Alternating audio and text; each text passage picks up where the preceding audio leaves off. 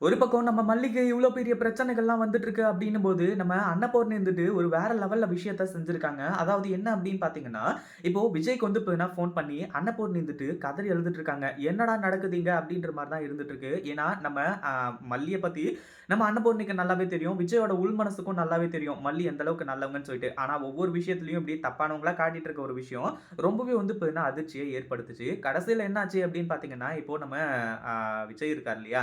அவரு வந்துட்டு வெண்பாவ வந்து இப்ப ஹாஸ்டலுக்கு அனுப்புறதுக்கு முடிவு பண்ணிட்டாங்க. ஏன்னா, தன்னோட அக்கா என்ன சொல்றாங்களோ, அதுதான் வேத வாக்கு அப்படின்னு சொல்லிட்டு முடிவு பண்ணியிருக்க. விஜய் இருந்துட்டு இந்த ஒரு முடிவுலயும் வந்து அவங்க அக்காவுக்கு சாதகமாவே எடுக்க ஆரம்பிச்சுறாங்க. கடைசில தான் வந்து இப்போ அன்னபூர்ணி ஃபோன் பண்ணி இந்த மாரி தான் வெண்பாவோட உயிருக்கு ஆபத்து. நீங்க எதுக்காக வந்து இங்கிருந்து வெண்பாவ அனுப்பிச்சு வச்சீங்க அப்படின்ற மாரி வந்து சொல்லி ஒரு மிகப்பெரிய அதிர்ச்சிய நம்ம விஜய்க்கு குடுத்துக்கிட்டு இருக்காங்க.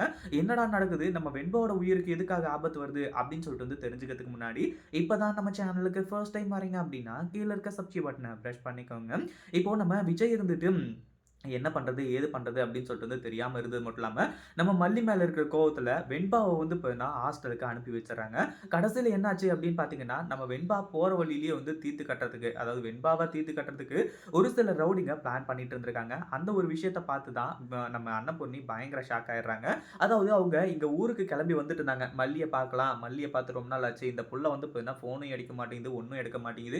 அங்க என்ன நடக்குது? ஏது நடக்குதுன்னு சொல்லிட்டு வந்து தெரியலையே அப்படின்ற மாரி வந்து நெனச்சுட்டு வந்தாங்க. கடைசில வந்து ஒரு பஸ் ஸ்டாண்ட்ல நின்னுட்டு, "இங்க பாரு அந்த பொண்ணு தான்." அப்படி இப்படின்ற மாரி என்னென்னமோ சொல்லிட்டு இருக்காங்க நம்ம வெண்பாவ காட்டி. கடைசில வந்து அங்கருந்து கூட்டிட்டும் போயிடுறாங்க. இது தெரிஞ்ச அன்னபூர்ணி இருந்துட்டு, "விஜய் என்ன காரியம் பண்ணியிருக்க? வெண்பா எங்க இருக்கா?" அப்படின்ற மாரி விசாரிக்கும்போது தான் கடைசில வந்து எல்லாத்தையுமே சொல்றாங்க. "உன் பொண்ணு வெண்பாவ கொல்றதுக்கு இங்க சதி திட்டம் வந்து நடந்துட்டு இருக்கு.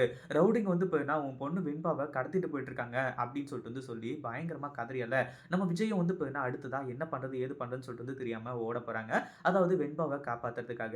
இதுக்கு காரணம் இந்த ராஜேஸ்வரி தான். இத பத்தி நீங்க என்ன நினைக்கிறீங்க? இந்த வீடியோ புடிச்சிருந்தா லைக் பண்ணுங்க, ஷேர் பண்ணுங்க. இப்ப தான் நம்ம சேனலுக்கு ஃபர்ஸ்ட் டைம் வரீங்க அப்டின்னா சப்ஸ்கிரைப் பண்ணிக்கோங்க.